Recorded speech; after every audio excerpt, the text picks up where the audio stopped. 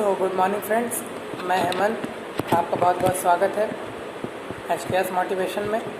आज student life के ऊपर थोड़ा बात करेंगे और उसको समझेंगे कि what is student life and how to student life at the 25 years.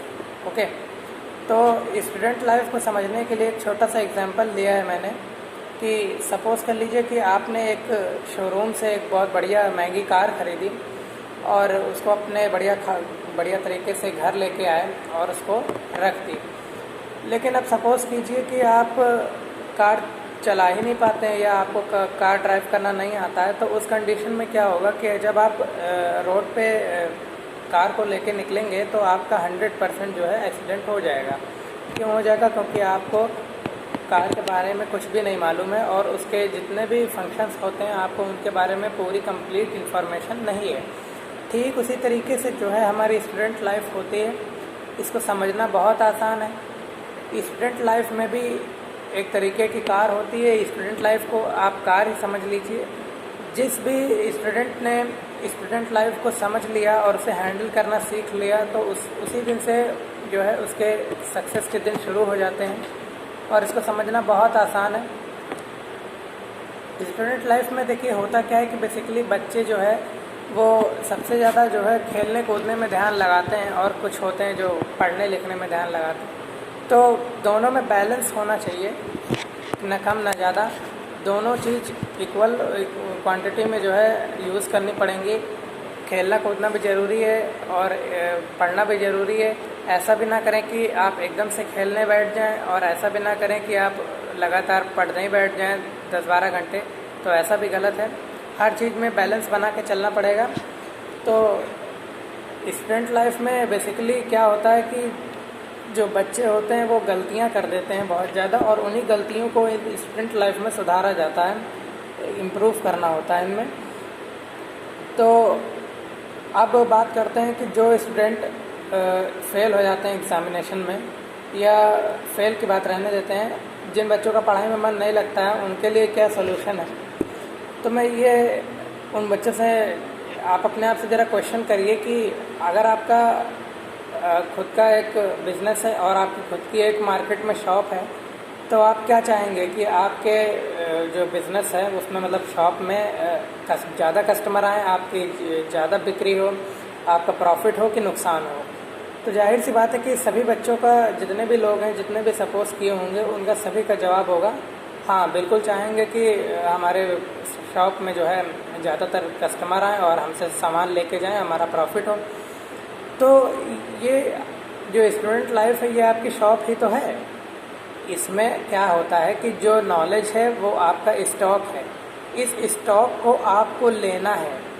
आप स्कूल में आते हैं, फीस जमा करते हैं और स्कूल से कुछ भी मतलब अपने अंदर रिसीव नहीं करते हैं, अपने अंदर ऑब्टेन नहीं कर पाते हैं, तो ये तो इस तरीके से बिल्कुल आपका पूरा लॉस में चला जाएगा।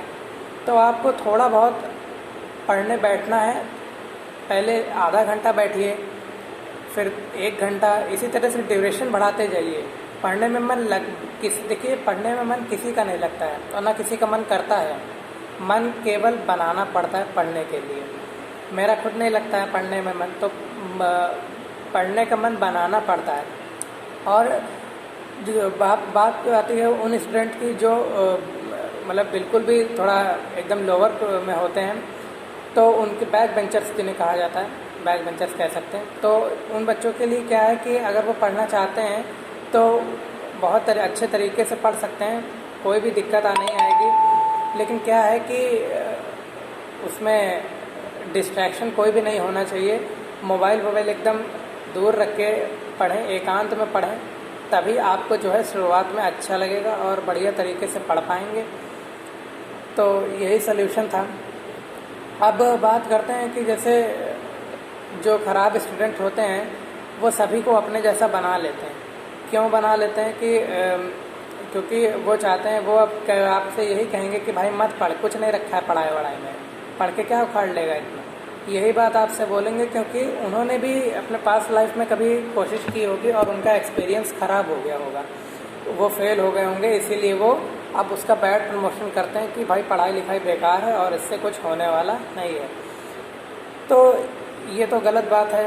अब फॉर एग्जांपल इसके लिए ले लीजिए कि आप एक फ़्लाइट में आपने फ़्लाइट बुक की और आप एयरपोर्ट पे गए और वहाँ जाते ही थोड़ा सा मौसम बिगड़ गया, ख़राब हो गया, बारिश होने लगी, तो फ़्लाइट थोड़ा देर से टेक ऑफ की, तो आप आधा घंटा 1 घंटा जो है टर्मिनल पर ही घूमते रहे, आप वेटिंग एरिया में जाके बैठ गए, तो आपका उतना टाइम लॉस में चला गया और उसी टाइम आपकी तबीयत भी ख़राब हो गई, आपको वॉमिटिंग हो गई, आपके फीवर हो गया। तो आप उस फ्लाइट से अगले दिन आते ही कहेंगे कि हटा भाई, अब अगली बार से बैठूंगा ही नहीं इस फ्लाइट में। तो आपके बैठने ना बैठने से फ़्लाइट्स ने तो उड़ना बंद नहीं कर दिया। तो ये इसका बेसिकली इस एग्ज़ाम्पल का मोटिव ये था कि जो बच्चे मतलब थोड़ा अच्छे भी होते हैं पढ़ने में और जिनका थोड़ा पर्सनालिटी डेवलपमेंट अच्छा हो रहा होता है, तो वो जब ख़राब लोगों के बीच में बैठते हैं तो वो ज़रूरी नहीं कि उन्हीं की जैसे बन जाएं, क्योंकि उनका एटीट्यूड और उनका ख़राब लोगों का एटीट्यूड जो है बिल्कुल भी मैच नहीं करता। उनका एटीट्यूड और उनका एटीट्यूड आपस में बहुत ज़मीन आसमान का फ़र्क होता है।